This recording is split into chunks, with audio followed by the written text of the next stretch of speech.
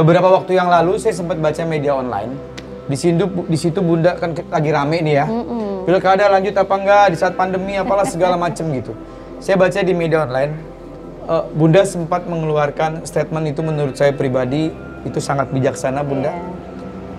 Bunda seperti menerima apapun keputusannya. Kalau memang pilkada ditunda, ya saya siap, saya bersedia gitu. Apabila dilanjutkan, ya memang harus mengikuti dengan kondisi sekarang. Itu menurut saya itu keren banget Bu. Nah, menurut data juga pilkada Tangsel itu saya pernah baca itu tingkat golputnya cukup tinggi Bu. Iya. Mungkin akhirnya saya berpikiran ya mungkin lagi butuh perubahan kali ya makanya jadi kemarin.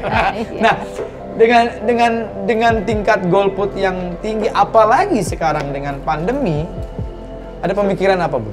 Atau ada anjuran apa buat semua ini?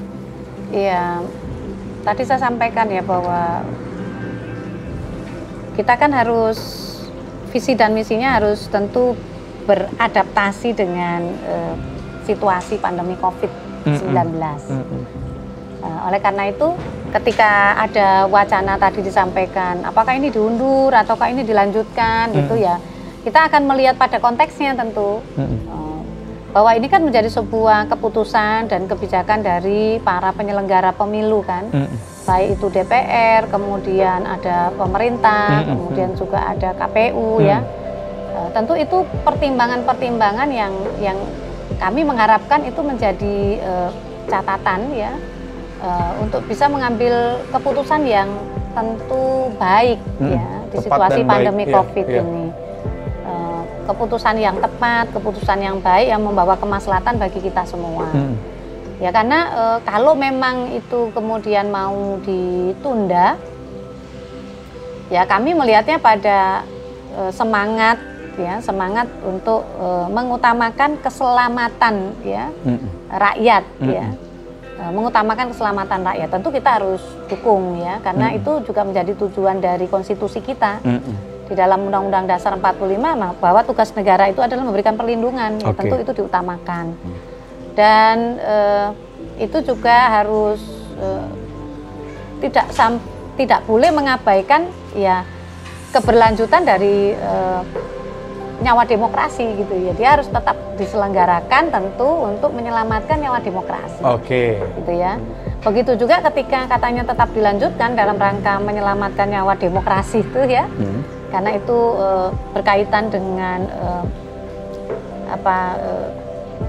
pemerintahan yang bisa definitif ya, pemerintahan yang bisa menjaga keberlangsungan dari pemerintahan ya dengan dia tetap dilaksanakan.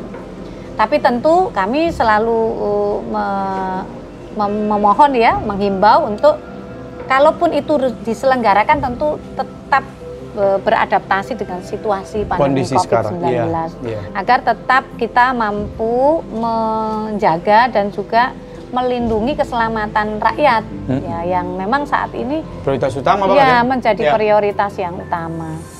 Oleh karena itu tadi disampaikan bahwa tadi Mas ada tingkat golput ya tinggi. Karena situasi pandemi COVID maka tentu tadi penyelenggaraan pemilu kada ini kan harus beradaptasi dengan situasi pandemi COVID. Ya yang kita tahu bahwa masyarakat nggak ada pandemi aja sudah golput. Sudah banyak yang golput karena mungkin ada tadi saya sampaikan distrust. Mungkin karena pilihannya kali belum ada yang siap kemarin. Ada distrust ya bisa jadi mereka apatis. Bisa jadi karena takut COVID, bisa jadi karena mereka sudah apatis. Karena mereka nggak punya pilihan. Betul. Nah, nggak ada yang tambahan COVID lagi. Tambah COVID ya. Jadi ada dua hal tadi karena apatis atau karena COVID. Betul. Nah, maka tentu harus kita adaptasi kan. Maka perlu ada strategi-strategi kampanye pemilu kada ini yang lebih bisa beradaptasi dengan situasi pandemi COVID. Nah, dengan tetap ya mengkomunikasikan gagasan-gagasan yang bisa memberikan harapan baru bagi para pemilih yang golput ini gitu ya, memberikan harapan baru bahwa ini beda loh ya, kamu datang dong nih. Datang dong ke TPS gitu kan. Ini lebih bisa memberikan semangat dan harapan mereka akan bisa diisi, bisa diakomodir ya. Iya, itu dari sisi harapan calon pemilih, tapi dari sisi dia berangkat ke TPS, protokol kesehatannya juga terjamin. Iya, betul. Makanya tadi itu harus kan ada tugas strategi. Pak KPU tuh. Iya, betul. Iya. Maka saya selalu mengimbau ya di dalam setiap diskusi-diskusi dengan kemarin dengan KPU, dengan Bawaslu, saya sampaikan bahwa ini tidak cukup diserahkan kepada paslon ya untuk bertanggung jawab terhadap keselamatan masyarakat di situasi pandemi COVID, tetapi pemerintah juga harus ikut serta melakukan pengawasan dan juga memfasilitasi. Betul. Itu kan seperti tes-tes yang masif ya dengan rapid test ataupun swab ya. Memberikan keyakinan kepada masyarakat. Iya, sehingga bahwa situasinya ini aman bagi mereka untuk ikut di dalam proses pemilu kada ini.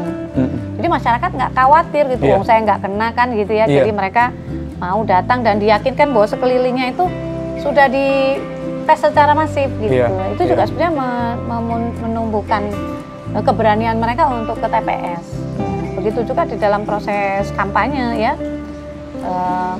Mereka tetap dilakukan pengawasan ya, kampanye dengan standar protokol COVID ya kan, tapi juga mereka diawasi. Mereka ikut serta di dalam pengawasan sehingga kalau nanti ada pelanggaran nggak melulu paslon yang disalahkan. Iya. Karena mereka kan ikut mengawasi, masyarakat ini, maka mereka edukasi. Maka upaya mengedukasi itu juga menjadi hal yang penting. Ya. Mengedukasi nggak boleh bosan-bosan ke masyarakat ya. Karena ini kan budaya baru ya, yang kemudian kita harus beradaptasi dengan situasi COVID. Dan juga tentu paslon harus lebih kreatif, lebih inovatif untuk menggait yang golput tadi dengan strategi-strategi kampanye yang kekinian kan gitu ya, yang dengan modern campaign gitu ya. Ya salah satunya seperti yang sedang kita lakukan.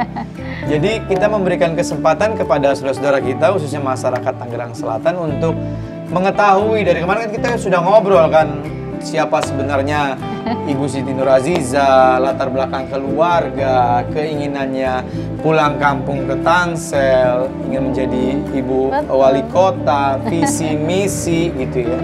Itu semua bisa sekarang sudah bisa dilihat melalui handphone gitu ya, media-media sosial. Bunda, sedikit banyaknya visi misi Bunda untuk masyarakat Tangerang Selatan sudah disampaikan. Nah, Bunda yakin nggak? Bunda optimis akan meraih kemenangan. Saya bahasanya bukan meraih kemenangannya, mendapatkan amanah dari masyarakat Tangsel. Sebagai seorang Muslim ya, kan kita harus optimis ya.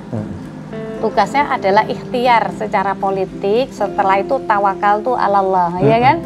Jadi saya ini meyakini itu sebagai sebuah ikhtiar politik sehingga saya berkeyakinan akan menjemput kemenangan.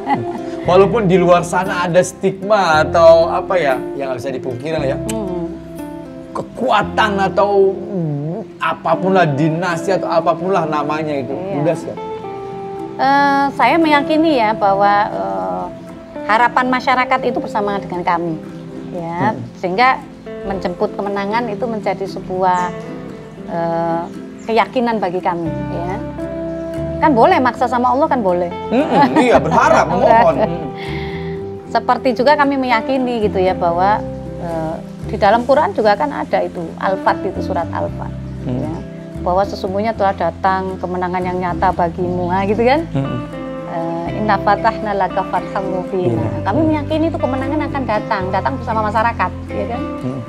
Wa yansurakallahu nasran azizah. Ya, bahwa akan datang pertolongan Allah ya. Dengan memenangkan Ibu Azizah. Ada nama saya di situ ya, Nasran Azizah. Apa artinya? Jadi kemenangan yang banyak ya, kemenangan yang kuat ya.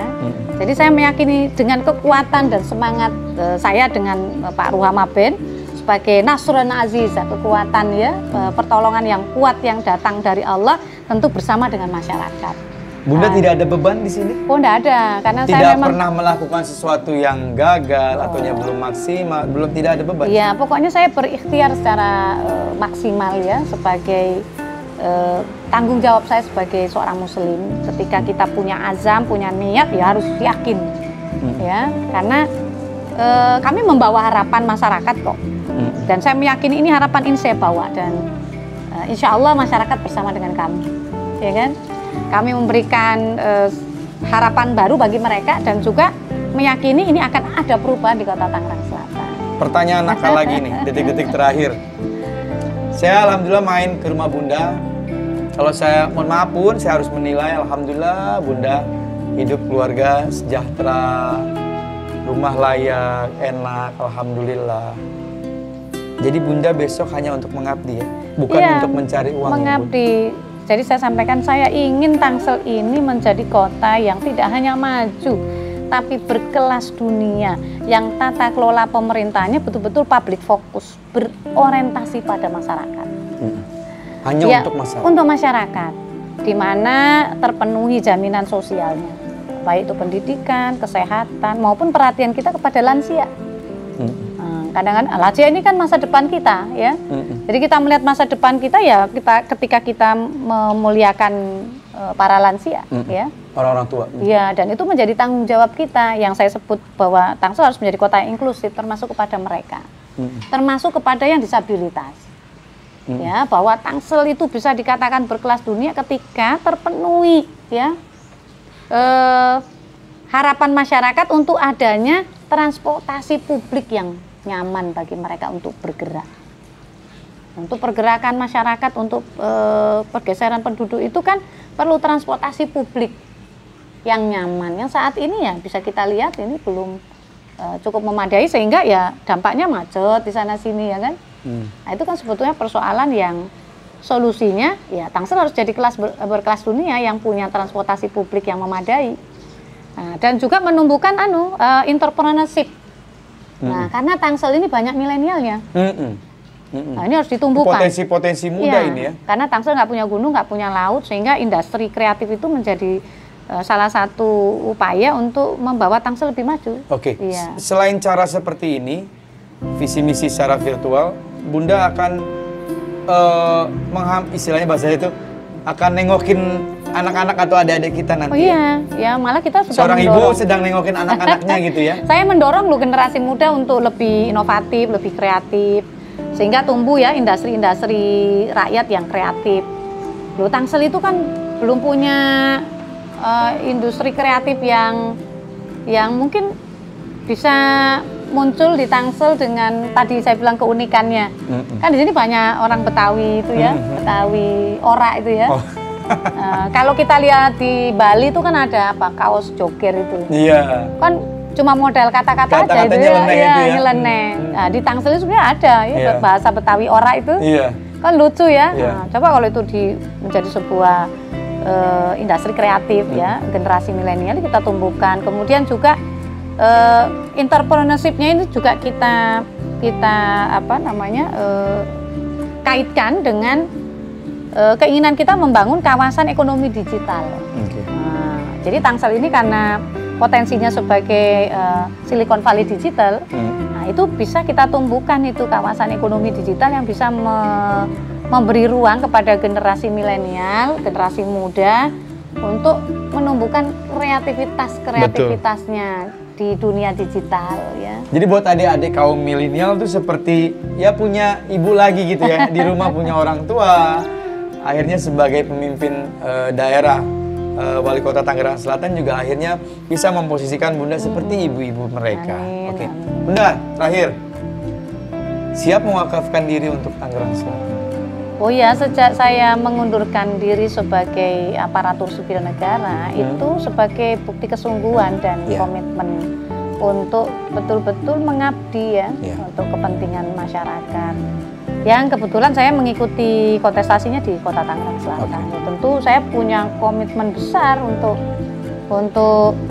memberikan kontribusi terbaik yang kami miliki. Ya. Tentu dalam rangka mewakafkan apa yang bisa kami berikan untuk masyarakat. Amin.